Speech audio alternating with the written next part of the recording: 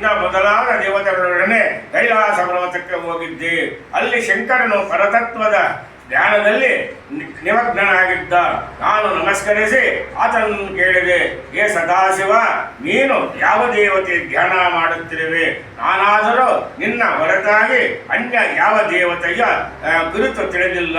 ಈ ಎಲ್ಲ ದೇವತೆಗಳೊಡನೆ ಆ ಪರಮ ಸಾರತತ್ವವನ್ನು ತಿಳಿಸುವ ಅಪೇಕ್ಷೆ ನನಗಾಗಿದೆ. ಆದ್ದರಿಂದ ಅದರ ವರ್ಣನೆ ಮಾಡು. ರುದ್ರದೇವ ಹೇಳಿದ, ಏ ಪಿತಾಮಹ, ನಾನಾದರೂ ಸರ್ವ ಫಲದಾಯಕ, ಸರ್ವವ್ಯಾಪಿ, ಸರ್ವಸ್ವರೂಪ, ಸಕಲ ಜೀವಿಗಳ ಹೃದಯದಲ್ಲಿ ಸ್ಥಿತ ಸರ್ವೇಶ್ವರ ವಿಷ್ಣುವಿನ ಧ್ಯಾನ ಮಾಡುತ್ತೇವೆ. ವಿಷ್ಣುವಿನ ಆಧಾರಣೆಗಾಗಿಯೇ ನಾನು ಶರೀರದಲ್ಲಿ ಭಸ್ಮ, ಶಿರದಲ್ಲಿ ಜಟಾಜೂಟ ಧರಿಸಿ ವ್ರತಾಚರಣೆಯಲ್ಲಿ ನಿರುತ್ತೇನೆ. ಈ ಸಾರತತ್ವ ವಿಷಯದ ಕುರಿತು ನಾವೆಲ್ಲರೂ ಆತನ ಬಳಿಗೆ ಹೋಗಿ ಕೇಳಬೇಕು. ಬ್ರಹ್ಮನು ಹೇಳಿದ, ಏ ವ್ಯಾಸರೇ, ಪ್ರಾಚೀನ ಕಾಲದಲ್ಲಿ ರುದ್ರನು ಹೀಗೆ ಹೇಳಿದಾಗ ಆ ಪರಮ ತತ್ವದ ಸಾರವನ್ನು ಕೇಳುವ ಅಪೇಕ್ಷೆಯಿಂದ ಸಕಲ ದೇವತೆಗಳೊಡನೆ ಶ್ರೀ ಹರಿಯ ಸಮ್ಮುಖ ಸ್ಥಿತನಾದೆ.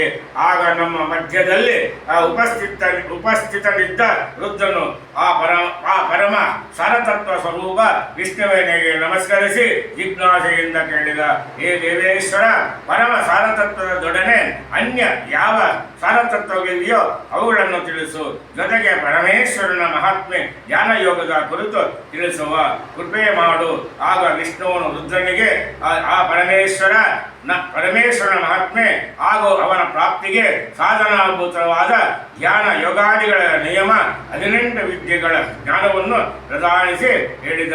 ವಿಷ್ಣು ಹೇಳಿದ, ಪ್ರಾಚೀನ ಕಾಲದಲ್ಲಿ ಪಕ್ಷಿರಾಜ ಗರುಡನು ಪೃಥ್ವಿಯ ಮೇಲೆ ತಪಸ್ಸಿನ ಮೂಲಕ ನನ್ನ ಆರಾಧನೆ ಮಾಡಿದಾಗ ನಾನು ಸಂತುಷ್ಟನಾಗಿ ಆತನಿಗೆ ಇಚ್ಛಿತ ವರವನ್ನು ಬೇಡೆಂದು ಹೇಳಿದ್ದೆ. ಆಗ ಗರುಡನು, ಹೇ ಹರಿಯೇ, ನಾಗರು ನನ್ನ ತಾಯಿ ವಿನಿತಾಳನ್ನು ದಾಸಿಯನ್ನಾಗಿ ಮಾಡಿಕೊಂಡಿರುವರು. ನಾನು ಅವರನ್ನು ಜಯಿಸಿ ಅವರ ತತ್ವವನ್ನು ಹೊಂದಲು ಸಮರ್ಥನಾಗುವಂತೆ ಹಾಗೂ ತಾಯಿಯನ್ನು ಕದ್ರುವಿನ ದಾಸತ್ವದಿಂದ ಮುಕ್ತಗೊಳಿಸುವಂತೆ ನಾನು ನಿನ್ನ ವಾಹನವಾಗುವಂತೆ ಮಹಾಬಲಿಷ್ಠ, ಮಹಾಶಕ್ತಿಶಾಲಿ, ಸರ್ವಜ್ಞ ಹಾಗೂ ನಾಗರನ್ನು ವಿದೀರ್ಣಗೊಳಿಸಲು ಸಮರ್ಥನಾಗುವಂತೆ ಹಾಗೂ ಪುರಾಣ ಸಂಹಿತೆಯ ರಚನಾಕಾರನಾಗುವಂತೆ ನೀನು ಪ್ರಸನ್ನನಾಗಿ ವರವನ್ನು ಪ್ರದಾನಿಸುವ ಕೃಪೆ ಮಾಡು. ಆಗ ನಾನು ಗರುಡನ ಬೇಡಿಕೆಯಂತೆಯೇ ವರವನ್ನು ಪ್ರದಾನಿಸಿ ಹೇಳಿದೆ, ಹೇ ಗರುಡ, ನೀನು ನಾಗರ ದಾಸ್ಯತ್ವದಲ್ಲಿರುವ ನಿನ್ನ ತಾಯಿ ವಿನುತಾಳನ್ನು ಮುಕ್ತಗೊಳಿಸುವೆ. ಸಮಸ್ತ ದೇವತೆಗಳನ್ನು ಏರಿಸಿ ಅಮೃತವನ್ನು ಪಡೆಯುವೆ. ಮಹಾಶಕ್ತಿ ಸಂಪನ್ನನಾಗಿ ನೀನು ನನ್ನ ವಾಹನವಾಗುವೆ. ವಿಷಗಳ ವಿನಾಶಶಕ್ತಿ ನಿನಗೆ ಪ್ರಾಪ್ತಿಯಾಗುತ್ತದೆ. ನನ್ನ ಕೃಪೆಯಿಂದ ನೀನು